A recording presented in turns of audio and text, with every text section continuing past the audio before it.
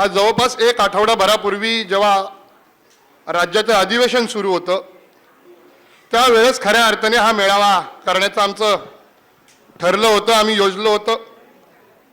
परंतु साहेब या ठिकाणी इथं नव्हते आणि मग साहेब इथं आल्यानंतर त्याला अधिक आम्ही जलद गतीने या कार्यक्रमाची आखणी आम्ही सर्व प्रमुख मंडळीने बसून या ठिकाणी केली आणि त्याची चर्चा देखील ही खूप दिवसापूर्वीच या आपल्या दोन्ही मतदारसंघामध्ये आपण आपले प्रमुख सहकार्यांना आपण ठरवलं होतं. परंतु कालपासून या मेळाव्याची चर्चा थोडी जरा जास्तच आपल्या भागामध्ये त्याचबरोबर संपूर्ण महाराष्ट्रामध्ये ही सुरू झालेली आहे आणि म्हणून सर्वजण थोडेसे या मेळाव्याकडे फक्त ग्वागर विधानसभा मतदारसंघ नाही, फक्त चिपळूण विधानसभा मतदारसंघ नाही, फक्त रत्नागिरी जिल्हा नाही तर संपूर्ण महाराष्ट्र आज या मेळाव्याकडे डोळे लावून त्या ठिकाणी बघतोय. त्याचं कारण एवढंच आहे की काल ज्या मीडियाच्या माध्यमातून ज्या बातम्या प्रसिद्ध झाल्या त्या बातम्यांच्या पार्श्वभूमीवरती थोडंसं या मेळाव्याकडे वेगळ्या दृष्टिकोनातून बघितलं जातंय. परंतु मी सुरुवातीलाच माझ्या प्रास्ताविक करतोय म्हणून मी तुम्हाला सुरुवातीलाच सर्वांना सांगतो की हा मेळाव्याचं प्रयोजन काय, हा मेळावा कशासाठी आपण घेतलाय हे मी आपल्या सर्वांना सुरुवातीलाच सांगतो.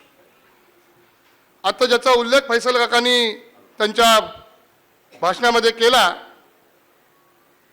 की काही दिवसापूर्वी आपल्या कार्यालयावरती हल्ला करण्याचा कट रचून काही लोकांनी त्याचा प्रयत्न देखील केला आणि म्हणून त्यावेळेस अशाच प्रकारे साहेबांनी नाही, मी नाही, आमच्या कुटुंबातलं कोणी नाही तर अशाच तुमच्यासारख्या सहकार्यांनी एक मेसेज टाकला की आज गेले काही दिवस साहेबांना सातत्याने जीव मारण्याच्या धमक्या येत आहेत, फोनवरती येत आहेत, व्हॉट्सअपवरती येत आहेत आणि म्हणून तुम्ही निवेदन 16 तारखेला जो प्रकार घडला त्याच्या आधी बुधवारी म्हणजे 14 तारखेला तुम्ही सर्व प्रमुख मंडळीने जाऊन पोलीस स्टेशनला निवेदन दिलात आणि तुम्ही सांगितलात की साहेबांना सिक्युरिटीची गरज आहे आणि साहेबांकडे तुम्ही अधिकचं लक्ष देण्याची गरज आहे आणि जे कोणी हे प्रकार हे 16 तारखेला करण्याचा प्रयत्न करतायत त्यांना थांबवण्याची जबाबदारी म्हणून पोलीस म्हणून तुमची आहे. हे अशा प्रकारचं निवेदन दिलं. परंतु मागची पार्श्वभूमी बघता 1.5 वर्षापूर्वी अशाच प्रकारे आम्ही झोपेत होतो. मी होतो, माझी मिसेस होती, माझी 6 महिन्याची मुलगी होती, आई होती आणि माझा भाऊ होता. आम्ही एवढीच लोक घरात होतो. त्यावेळेस घरावरती पेट्रोल पंप टाकून आमचं घर पेटवण्याचा त्यावेळेस प्रयत्न केला गेला आणि त्याच्यानंतरही आज 1.5 वर्ष झालं तरी देखील अद्यापपर्यंत कोणत्याही प्रकारे एकाही आरोपीला त्याच्यामध्ये अटक झाली नाही की साधी चौकशीला पण कोणाला बोलावून घेतलं गेलं नाही. आणि म्हणून हे सगळं बघता याच प्रमुख सर्व सहकार्यांनी ठरवलं की आम्हाला कोणाची गरज नाही, आमच्या साहेबांच्या कार्यालयाचं रक्षण करायला आम्ही समर्थ आहोत, आम्ही सर्वजण त्या ठिकाणी जाऊ. आणि म्हणून त्यावेळेस पण तुम्ही सर्वजण हजारोच्या संख्येने त्या ठिकाणी तुम्ही उपस्थित राहिलात आणि जो काय बॅनरबाजी झाली होती, जी काय बॅनरबाजी झाली होती, जो काय प्रयत्न केला गेला त्याला सडेतोड उत्तर तुमच्या माध्यमातून तुम्ही सर्वांनी त्या ठिकाणी दिलात. आणि नेहमीप्रमाणे साहेब आपल्या सर्वांच्या पुढे 2 पावलं छातीचा कोट करून होतेच की हे माझे सहकारी आहेत, मी इतर नेत्यांसारखा नाही की जा लढा आणि मी आतमध्ये बसीन हे सांगणारे आपले साहेब नाही आहेत. ते स्वतः तुमच्यासोबत रस्त्यावरती उभे होते. परंतु अनेक संकट 1984 सालापासून ते या राजकारणामध्ये आहेत. आज 2024 चालू आहे. 40 वर्ष झाली ते या राजकारणामध्ये आहेत, समाजकारणामध्ये आहेत. अनेक संघर्ष, अनेक संकट त्यांनी बघितली. परंतु कधीही त्यांच्या कुठल्या सहकार्याला आत जाण्याची वेळ, जेलमध्ये जाण्याची वेळ ही कधी आली नव्हती. अनेक संघर्ष बघितले ज्यावेळेस त्यांच्या हातात काहीही नव्हतं. आमदार नव्हते, तालुका प्रमुख नव्हते, जिल्हा परिषद सदस्य नव्हते, काहीही नव्हतं. त्यावेळेस पण त्यांनी त्यांच्या सहकाऱ्यांच्या पाठीशी खंबीरपणे उभं राहण्याचं काम केलं. बलराम दादा तुम्ही या ठिकाणी आज बसलात, तुम्ही त्याचे साक्षीदार, अनेक लोक त्याचे साक्षीदार आहेत. आणि त्यावेळेस त्यांनी एकालाही जेलमध्ये जाण्याची वेळ त्यावेळेस येऊन दिली नाही. परंतु ह्या वेळेस या सरकारचं जे काय वागणं आहे तर मी तुम्हाला काय नव्याने वेगळ्याने सांगायला नको, परंतु त्यांचं जे काय वागणं आहे आपल्या बाबतीतलं, विशेष करून साहेबांच्या बाबतीतलं, का तर संपूर्ण महाराष्ट्रामध्ये लढण्याचं काम हे कोण जर करत असतील तर ते आपले साहेब करतायत आणि म्हणून त्यांना त्रास देण्याचं काम सुरू आहे. त्यांना त्रास देण्याचं काम सुरू आहे आणि त्याच्यातनंच कुठेतरी आपल्या सहकाऱ्यांवरती थोडी कारवाई झाली, ती अत्यंत त्यांच्या मनाला वेदना देणारी होती. त्यांनी एवढं पण निश्चय केला की जोपर्यंत माझ्या आत असलेले सहकारी, जेलमध्ये असलेले सहकारी जोपर्यंत बाहेर येत नाहीत तोपर्यंत मी अधिवेशनाला पण जाणार नाही. आणि तुम्हाला आठवत असेल, सोमवारी जेव्हा तुम्हाला सर्वांना बेल झाला त्याच्यानंतर ते मंगळवारी अधिवेशनामध्ये दाखल झाले, अधिवेशनाला गेले. एवढं त्यांच्या मनाला ते लागून राहिलं होतं. थोड्याशा अडचणी कायद्याच्या दृष्टीने थोड्याशा होत्या, त्यामुळे या सर्व सहकाऱ्यांना थोडे जास्त वेळ आत राहावं लागलं. आणि म्हणून त्यांच्या मनामध्ये ती जी खतखत होती, ती जी वेदना होती, ती कृतज्ञता व्यक्त करायची त्यांच्या मनामध्ये जी इच्छा होती, त्याचा मार्ग म्हणजे आजचा हा मेळावा आहे. आणि त्याच्यासाठी हा निवडलेला हा मेळावा आहे, त्याचं हे कारण आहे.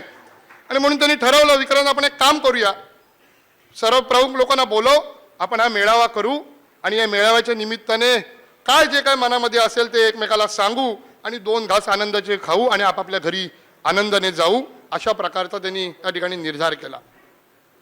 परंतु मी मगाशी म्हटल्याप्रमाणे काल दिवसभर टीव्हीवरती ज्या बातम्या येत होत्या, आणि बातमी काय होती तर आमदार भास्करराव जाधव साहेब हे उद्धव साहेबांची साथ सोडणार, अशा प्रकारच्या ह्या बातम्या येत होत्या. वास्तविक त्याच्या बातम्यांचा आधार काय तर आपल्या सर्वांना त्यांनी लिहिलेलं एक भावनिक पत्र किंवा एक भावनिक साध, जी कुटुंबामध्ये ते अनेक वेळा अशा प्रकारे घालतात. हे एवढे एकमेव कारण होतं की त्या पत्राचा आधार घेऊन ह्याच्यामध्ये असं भासवलं गेलं की साहेब पक्ष सोडून चाललेत. परंतु शेवटचं वाक्य जाणीवपूर्वक त्या ठिकाणी दुर्लक्षित केलं गेलं आणि त्यांनी शेवटच्या वाक्यामध्ये म्हटलं होतं, चला एकत्र जमूया आणि पुन्हा भगवा फडकवूया, अशा प्रकारचं ते वाक्य होतं. ते कुठे जाणीवपूर्वक डावललं गेलं. बस टीव्हीवरती बातमी आली म्हटल्यावरती आपल्या कोकणातले काही मंडळी असे काय खुश झाले, लगेच समोर माईक घेऊन त्यांनी सुरुवातच केली आपल्या प्रतिक्रिया द्यायला, सुरुवातच केली. त्यातले एक आपल्या दापोलीचे आमदार योगेश कदम यांनी तर लगेच प्रतिक्रिया देऊन टाकली. ते बॅग भरून तयार होते, असं होतं तसं होतं.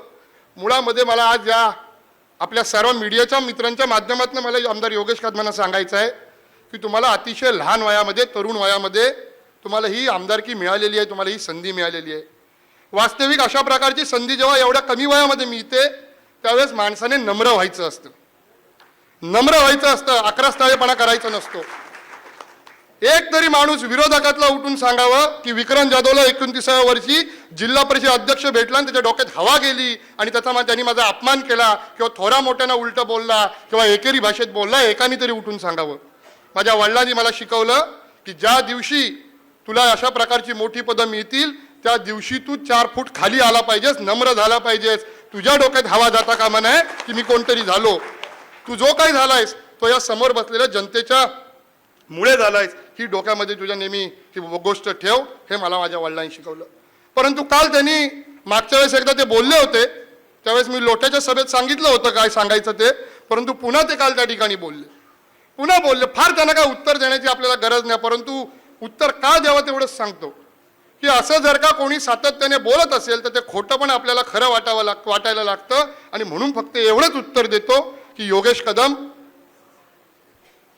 तुम्हाला जर का ह्या प्रश्नाचं उत्तर पाहिजे असेल तर फार काय करू नका. एक काम करा, तुम्ही तुमचा YouTube काढा, त्या YouTubeमध्ये जाऊन मोहित कंबोज हे नाव सर्च करा आणि आमदार भास्करराव जाधव साहेबांनी त्याला काय उत्तर दिलं तेवढं फक्त बघा. ते बोलायची मला गरज नाही. तुम्हाला कळलं काय उत्तर साहेबांनी मोहित कंबोजनं दिलं? आहेत मोहित कंबोज आज कुठे कुठे दिसत आहेत का तुम्हाला? आज कुठेही दिसत नाहीयेत.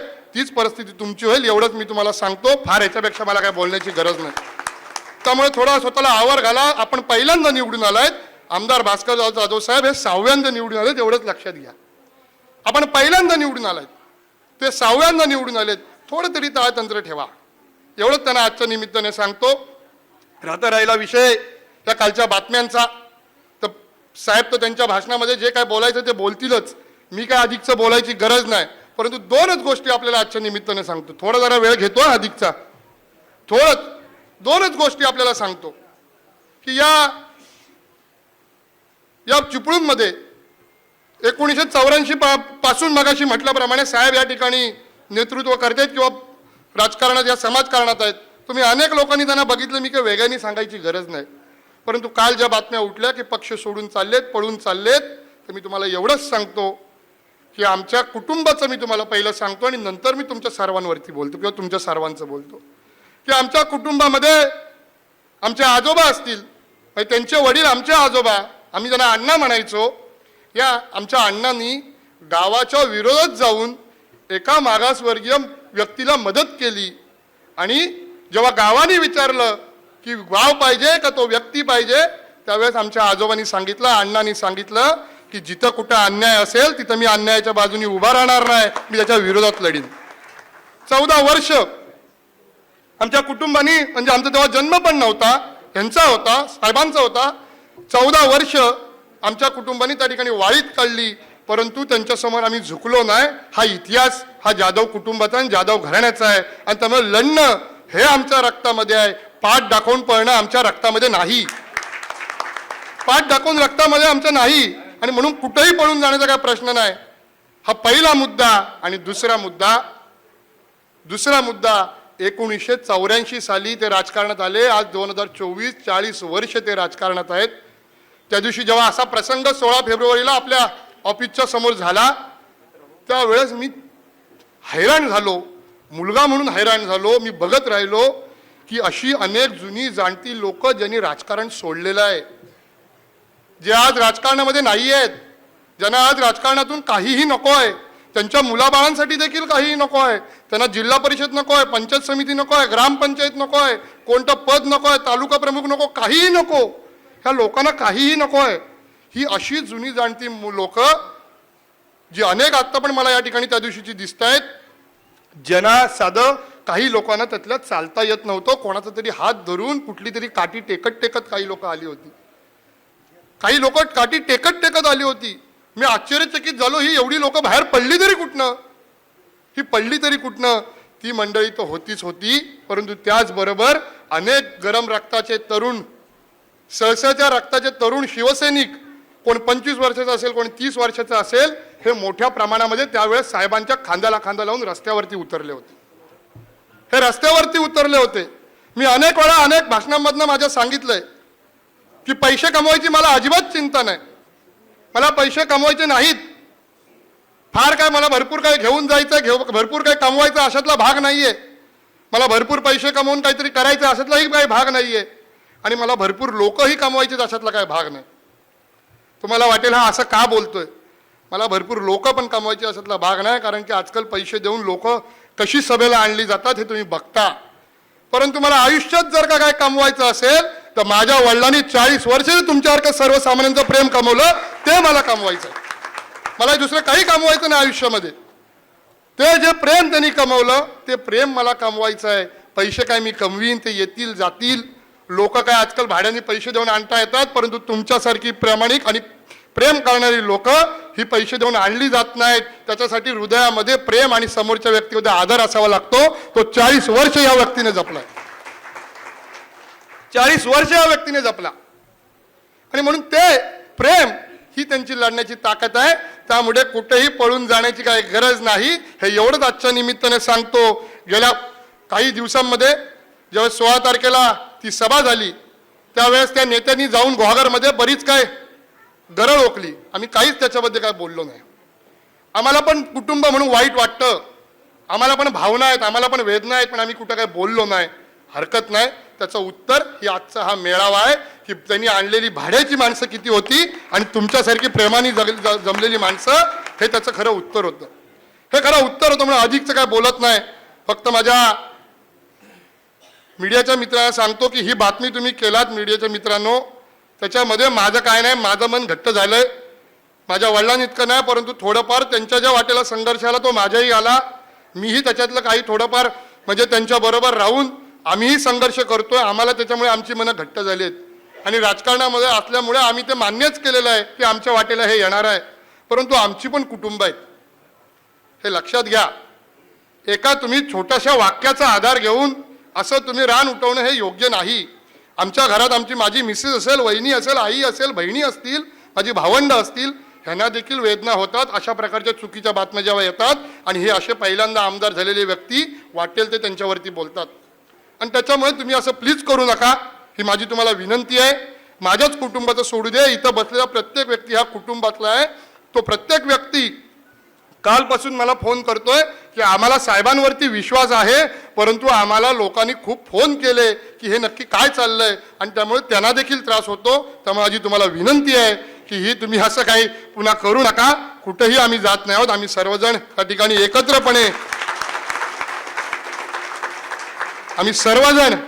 एकत्रपणे लढण्याचा निर्धार करण्यासाठी म्हणून आम्ही सर्वजण या ठिकाणी एकत्र आलो, एवढं फक्त लक्षात ठेवा. आणि येणाऱ्या काळामध्ये ही अशा प्रकारे ही जी मंडळी इथे जमली आहे, ही येणाऱ्या काळामध्ये जे कोणी मतदारसंघामध्ये सभा घेते, मी मागच्या वेळेस पण सांगितलं होतं, कोणाला जितक्या काही सभा घ्यायच्या तितक्या घ्या, परंतु भास्करराव जाधव साहेब एवढे हलके नाहीत की त्यांना कोणीतरी धक्का लावल्याने ते पडतील. भल्या भल्याने त्यांनी धक्का लावून पाडलेलं, एवढं लक्षात ठेवा, एवढं लक्षात ठेवा. आणि त्यामुळे आता आपल्याला एक जबाबदारी घ्यायला लागेल की कोणीतरी लोटत सभा घेतो, कोणीतरी आपल्याकडे तहीच सभा घेतो आणि वाटेल ते साहेबांवरती बोललं जातं. अरे हे कशाला? जेव्हा खालचा कार्यकर्ता म्हणजे त्यांचा एखादा तालुका अध्यक्ष असेल नाही तर जिल्हा कोणतरी सरचिटणीस कोण असेल, ते जेव्हा बोलतात तेव्हा आपण का गप्प बसतो? कशा करता आपण गप्प बसतो? आपण त्याच्यामध्ये उत्तर दिलं पाहिजे त्यांना सडेतोडपणे. मागच्या वेळेस मुळे भाऊ तुम्ही असाल, तुम्ही आमच्या महेश नाटेकर तुम्ही असाल, या सर्वांनी एकदाच खणखणीत उत्तर दिलं होतं, तेव्हा त्यांची टिवटिव जरा बंद झाली होती गॉगरमध्ये. त्यामुळे तुम्ही सर्वांनी ही जबाबदारी घेतली पाहिजे आणि आज साहेबांना सांगितलं पाहिजे की साहेब काही जरी झालं तरी तुमचं कडं बनून आम्ही तुमच्या सोबत उभे राहू, हे आपण त्यांना सांगितलं पाहिजे. आणि हे सांगण्याकरता म्हणून तुम्हाला त्या ठिकाणी सर्वांना बोलवलं. आणि अशीच तुम्हाला या ठिकाणी आव्हान करतो की येणाऱ्या काळामध्ये जेव्हा कधी वेळ पडेल, साहेब मुंबईला असतील, कुठेही असतील, मागच्या वेळेस पण सांगितलं, पुन्हा सांगतो, विशेष करून माझ्या सर्व तरुण सहकाऱ्यांना सांगतो की जिथं कुठं वेळ पडेल, मी पण भास्कररावांचाच मुलगा आहे, छातीचा कोट करून तुमच्या पुढे 2 पावलं उभा राहील, परंतु तुम्हाला कुठेही वाऱ्यावर सोडणार नाही. हा विश्वास आजच्या निमित्ताने आपण सर्वांनी देऊया. एबीपी माझा, उघडा डोळे बघा नीट.